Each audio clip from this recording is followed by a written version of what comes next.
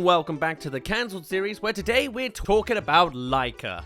Kinda. There are actually two notable Laika movies that have been cancelled to a certain extent. One of which is very much tied to Laika Studios as a movie, but has so little details about it that it's literally called Animated Adventure. And then we may cover it a little bit later on, since there is loads of concept art we could talk about maybe next month. The one I want to talk about is the more Laika-esque production that's actually properly cancelled and has a whole lot more stuff going on about it.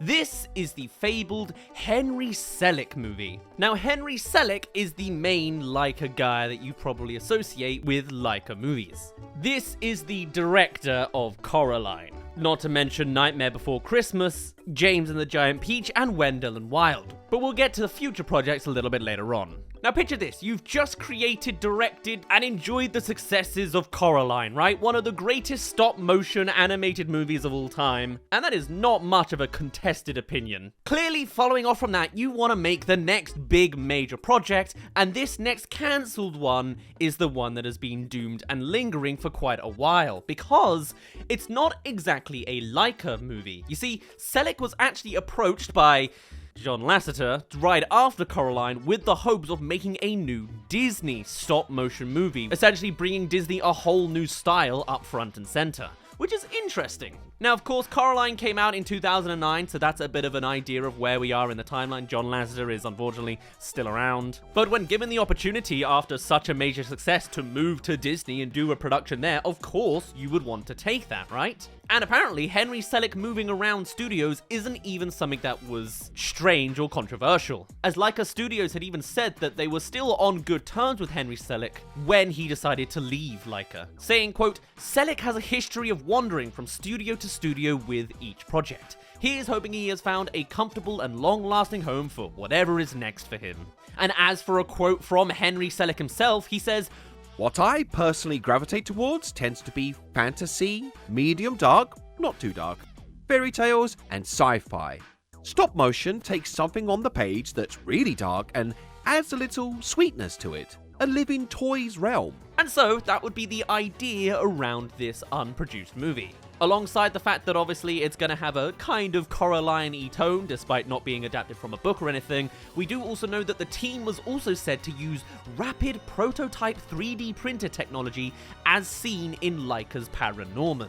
Hence why we've got footage of Laika's Paranorman mixed into this movie. There is very little actual animated footage of this movie, so the stuff I've got going on behind us is a general feel for what it could potentially be. Now, for the longest time, back in the early days of 2008, 9, 2010, we didn't actually know many specifics of the plotline. However, details have since come out in 2022, centering on a young boy named Hap with the ability to shape his fingers into whatever shape he wants. Hap wants to be a shadow puppet master, but is unable to make any compelling shadows until he meets a mysterious shadow girl. She teaches him how to make shadow puppets that come to life, ultimately leading Hap and his brother to become embroiled in a war for the shadow world. That is at least the latest version of the plotline as of 2022. There could very well be some earlier elements going into the early 2009 versions. We do know this production went through all sorts of changes, but that is an idea for the general tone we're going for.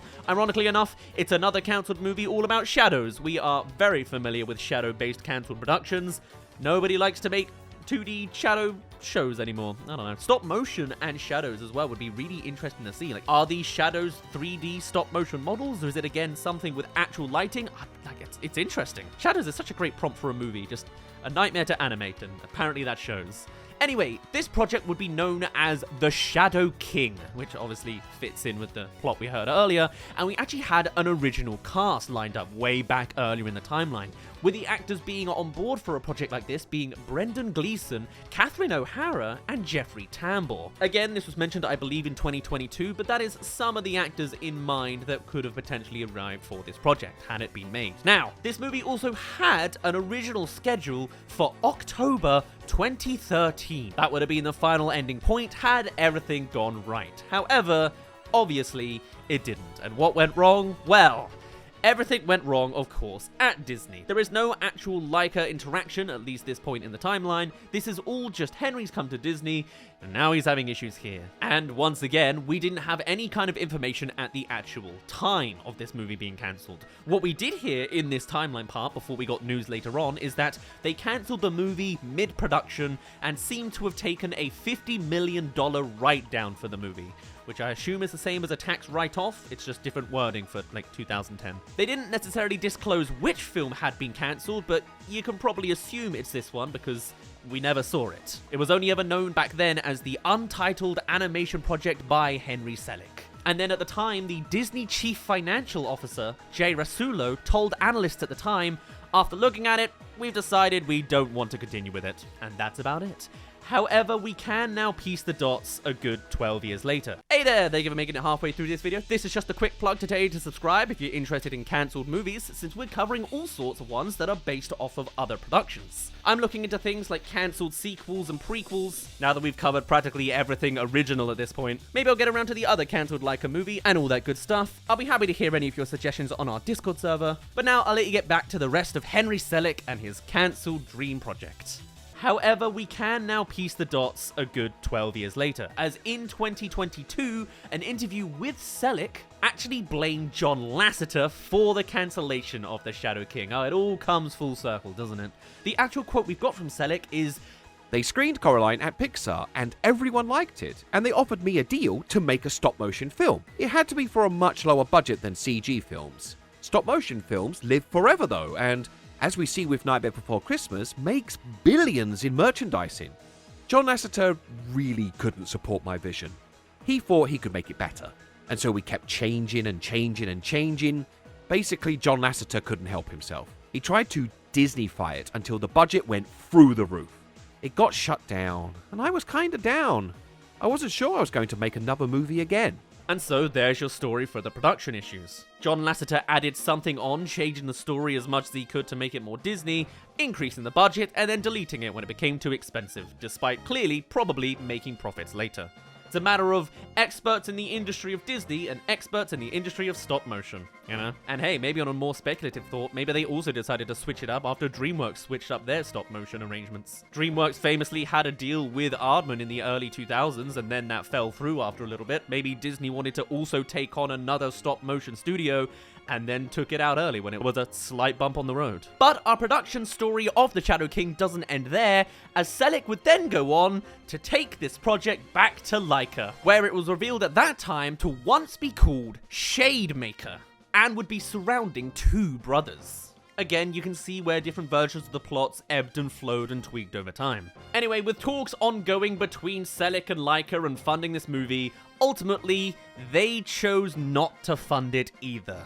So despite the fact that it was gonna take Selick's special brand of surrealism into a new direction, it died on the cutting room floor trying to be shopped around. There were murmurs that Disney cancelled the project because it was too dark, but really they're just murmurs at the time. It could be a little bit of everything. And also we did learn that there was a sequence included that was taking place at Central Park, of which some footage of the Shadow King has been leaked online. I said we didn't have any animated footage, there's, leaked tiny stuff. So clearly some production was finished, but it ended in a way that was the most dissatisfying. However, perhaps there is a happy ending to this production story, as Selick would obviously go on to make other movies, going on to make James and the Giant Peach and Wendell and Wild. In fact, it was with Wendell and Wild that he started thinking otherwise, as Selick actually reacquired the rights to The Shadow King in 2022. Guess what? I got the rights back from Disney, and maybe if Wendell and Wild is considered a success, maybe I'll revive The Shadow King. It'll be different. It'll be like my original story, which they claimed they loved, but then changed everything in it. In my mind, it was a sort of like a darker in tone Dumbo. You know, Dumbo is made fun of for his big ears and turns out, my god, that elephant can fly. Well, this was a kid with deformed hands, and maybe they're not as cute as big ears and that was their problem, but that's a really messed up thing. He's gonna get taught by a live-in shadow girl how to use those hands to not only make the greatest hand shadows in the world, but hand shadows that can come to life. I thought that was a really good story, and I still think it is. So perhaps with the success of Netflix's released a couple years ago Wendell and Wild, maybe the story goes further. Whether or not the original cast would be coming back for this production if it got up and running again, who knows, they'll probably start from scratch again if you ask me, but really, it sounds like it comes down to the success of Netflix's Wendell and Wild. Have you seen this movie? Because I haven't seen this movie. I'd like to get around to it though. And so I had a look into it to see the popularity and success of Wendell and Wild. And it looks pretty good. Getting an 80% from critics on Rotten Tomatoes and a 64% from audiences, a 6.4 out of 10 on IMDb, and a 4 out of 5 on Empire Magazine. It seems plausible. I wouldn't say it's raving reviews, it's not absolutely aesthetic, it's not the next Coraline done by someone else, but it is another Henry Selick movie that seems to be a tone that a lot of people really jive with. People seem to be adoring the weird, surreal mind of this director, but also, it's not explosive. I personally had never even heard about this movie before this point, but I wasn't very good at keeping up with Netflix animated productions. So really, it could be a real coin toss. Clearly, there is anticipation from the director to create it, and they do own the rights and enjoy the story, and it's been 2 years since that interview, so maybe they're secretly working on said project, but really, I guess we'll have to see. Is this even a cancelled Laika production? Is it gonna go full circle? It has been done before. We previously covered the cancelled Nimona movie, and then that got revived on Netflix too. It could even be a Netflix thing with such a clear establishment created with Henry Selick and Netflix. I guess we'll just have to see. In fact, it's funny I say all of that as, hey, this is Daz from the future here. Turns out, pretty much all of this has been confirmed to a certain extent. Recently, we had the Annecy Film Festival where Henry Selick was there showcasing a bunch of news. And they had a handful of things in mind. On top of the fact that they've announced that they are making a new adaptation to another Neil Gaiman book, known as The Ocean at the End of the Lane, which already is very thematic to Henry Selick since this is the same author behind Coraline, so this is not so much a spiritual successor, but very much a same parallel. Especially with them specifically describing that film as, instead of a child going to his other world with a monstrous mother, it's a monstrous mother who comes into our world to wreak havoc on a kid's life. Lovely, we love trauma. But also, they have just outright announced The Shadow King. Kind of. Henry Selick reiterated that they have indeed acquired the rights from Disney, and now they are turning this into a graphic novel. A cancelled project, it's gone through some motions, it's back in book form, and who knows, maybe with a little bit more success from The Ocean at the End of the Lane, or just in general some time has passed. Perhaps maybe the Shadow King will be real and fully revived, a la the best case scenario like Nimona. I've been cooking on this video for like 2 weeks, so admittedly I've just been slow about it, so of course I got interrupted, but there you are.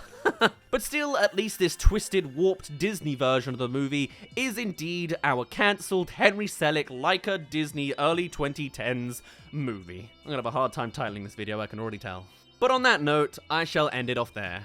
And also, I just wanted to say thank you to Eric for joining us on this video as a little cameo appearance for our Henry Selick. Of course, if you're not aware of them already, I'll have their channel linked in the description. And hey, as someone who's had a real sort of hurdle when it comes to collaborations of overthinking and trying to make things work, a simple format like just popping up for the occasional lines and quotes I think works really well. So if you have any suggestions for other creators you'd like to have a surprise appearance, I guess let me know who's on your radar. Although even thinking about that conceptually, I'm already sweating with nerves.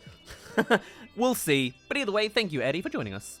Thank you very much for reaching the end of this video. Do let me know your thoughts on whether you think this project will be revived or if it sounds any good. I'll be over on our Discord server if you want to have a chat or let me know some stuff down in the YouTube comments below, and I shall see you in a little bit.